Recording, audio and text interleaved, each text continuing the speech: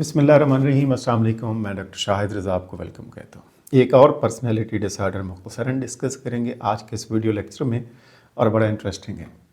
आप आइडेंटिफाई कर सकते हैं इस तरह के लोग जो है वो आपको मिल सकते हैं, घर में भी मिल सकते हैं, वर्क प्लेस पे मिल सकते हैं, आपको दोस्तों में मिल सकते हैं। इसे कहते हैं नार्सिसिस्टिक पर्सनैलिटी डिसऑर्डर, और जिसे NPD कहा जाता है। इसको ध्यान से सुनिएगा, इस तरह की खसूसियात आप लोगों में देखते होंगे। नार्सिसिस्टिक पर्सनैलिटी डिसऑर्डर यानी NPD एक ऐसी मेंटल कंडीशन है या ऐसा डिसऑर्डर है या पर्सनैलिटी का ऐसा नुक्स है कि जिसमें होता क्या है कि जो शख्स है, जो इससे मुतासरा शख्स होता है, जिसको ये मसला होता है या पर्सनैलिटी डिसऑर्डर होता है, वो ये कहता है, समझता है कि वो सुप्रीम है, वो सबसे आला है, और बाकी लोग उसकी तारीफ़ करते रहे, एडमायरेशन करते रहे, एडमायर करते रहे उसे, और वो इससे खुश होता रहता है। अपने आप को बहुत ही स्पेशल समझता है और टैलेंटेड समझता है, और ये समझता है कि उसके पास जो चीज़ है वो शायद किसी और के पास दुनिया में है ही नहीं।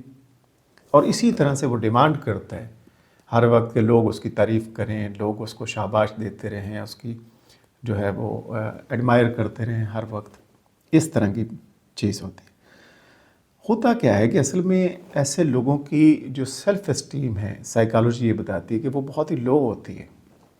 अगर किसी टाइम को शख्स इनको क्रिटिसाइज़ कर दे, तनकीद कर दे, तो ये बहुत ही गुस्से में आ जाते हैं, इग्नोर करते हैं। ये एक चीज़ इनमें पाई जाती है। अब इसकी काजेज़ क्या है NPD की, नार्सिसिस्टिक पर्सनैलिटी डिसऑर्डर की, जिसे नार्सिसिस्ट भी कहते हैं। कोई सिंगल काज नहीं है। कुछ चीज़ें हैं जो बताई जाती हैं, रिसर्च ने बताई हैं कि ये चीज़ें अगर पाई जाएं तो ये एक काज हो सकती है समझने में कि कोई भी फ़र्द NPD का शिकार हो सकता है। सबसे पहली है चाइल्डहुड एक्सपीरियंसेस। बचपन में जो वाक़यात गुज़रे हैं, अगर पेरेंट्स की तरफ से बच्चे को क्रिटिसाइज़ किया गया है, या जिसे टू मच क्रिटिसिज्म कहते हैं, या टू मच प्रेज़ भी कहा जाता है, तो दोनों हो सकते हैं। कोई चीज़ इसमें से पाई जाए तो ये भी एक काज हो सकती है। यानी अगर बहुत ज़्यादा तारीफ़ करते रहेंगे तो सारी ज़िंदगी वो तारीफ़ ही सुनेगा, लेकिन अगर बहुत ज़्यादा क्रिटिसिज्म करेंगे तो एक तो चांस ये होता है कि उसकी पर्सनैलिटी जो है वो डैमेज हो सकती है। हो सकता है आगे जाके पहले जो हमने टाइप्स पढ़ी हैं उसमें अवॉइडेंस भी आ सकती है, और उसमें जो है एक तरह का फियर भी आ सकता है। But on the other side ये भी हो सकता है कि वो बचपन में अगर पेरेंट्स की तरफ से क्रिटिसिज्म किया जाता था तो बड़े होके वो ये भी हो सकता है कि वो फिर तारीफ़ सुनना चाहे, और फिर जो भी उसके पास है वो उसी को समझे कि मेरे पास जो है दूसरों के पास नहीं है, अब मौका आ गया है कि लोग मेरी तारीफ़ करें। तो ये भी हो सकता है। दूसरा, पेरेंटिंग स्टाइल, यानी कुछ पेरेंट्स ओवर वैल्यू करते हैं, बहुत ही ज़्यादा वैल्यू कर देना। पेरेंट्स को करनी चाहिए वैल्यू बच्चों की, बट अगर उसको ओवर वैल्यू करेंगे, हर वक्त बहुत ही ज़्यादा वैल्यू आप बढ़ाते चले जाएंगे, और दूसरे बच्चों का, दूसरे लोगों के बारे में कंपैरिजन नहीं बताएंगे कि और भी लोग हैं माशरे में, तो इससे भी ये मसला हो सकता है। तीसरी चीज़, जेनेटिक फैक्टर्स बताए जाते हैं। रिसर्च ये बताती है कि पर्सनैलिटी ट्रेट्स जो है वो एक पेरेंट्स से बच्चों में और फिर फैमिलीज़ में इसी तरीके से ये चलते हैं जनरेशन में, ये भी हो सकता है। और फिर सोसाइटी और कल्चर, हमारी सोसाइटी में एनवायरनमेंट कैसी है, हमारा वैल्यू सिस्टम क्या है, हम किस तरीके से बिहेव करते हैं, बात करते हैं, तो ये जो वैल्यूज़ हैं, स्टैंडर्ड्स हैं, कल्चरल नॉर्म्स हैं, ये भी असरअंदाज हो सकते हैं। अच्छा, इसके सिम्टम्स क्या हैं? तो काजेज़ की बात कर रहे थे। सिम्टम्स जो है वो ये हैं कि जैसे हमने बात की है कि ऐसे अफराद अपने आप को बहुत हाई वैल्यूड समझते हैं, स्पेशल समझते हैं, दूसरों को इग्नोर कर रहे होते हैं, दूसरों से स्मार्ट समझते हैं अपने आप को, और फिर हर वक्त चाहते हैं कि लोग इनको एडमायर करते रहें, इनकी तारीफ़ करते रहें, अटेंशन गेन करते हैं, प्रेज़ जो है वो चाहते हैं कि लोग करते रहें, तारीफ़ करें, और फिर अपने बारे में बहुत ज़्यादा बातें करते रहेंगे।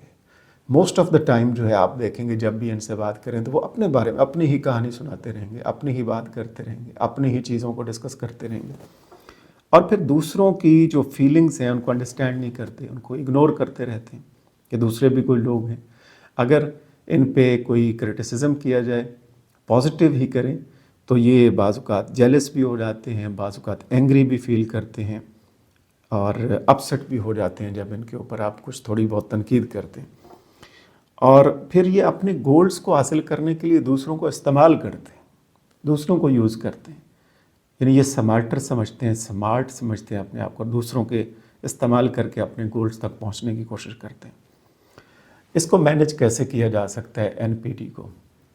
देखिए, एक तो साइकोथेरेपी है, जिसे टॉक थेरेपी स्पेशली जो है इसमें इस्तेमाल की जा सकती है कि उनकी फीलिंग्स को समझा जाए, ऐसे अफराद जो हैं, ताकि वो दूसरों को भी एक्सेप्ट करें, और भी लोग मौजूद हैं, और एक एम्पैथेटिक एटीट्यूड जो है वो सिखाया जाए और फिर उनको ट्रेनिंग दी जाए। इसके अलावा कॉग्निटिव बिहेवियरल थेरेपी है, सीबीटी जिसे कहा जाता है, यानी जो नेगेटिव थॉट पैटर्न है उनको पॉजिटिव थॉट पैटर्न की से रिप्लेस किया जाए। तो इसमें भी कॉग्निटिव लेवल पे जाके आपको काउंसलिंग करने की ज़रूरत होती है, सेशन देने पड़ते हैं, बताना पड़ता है।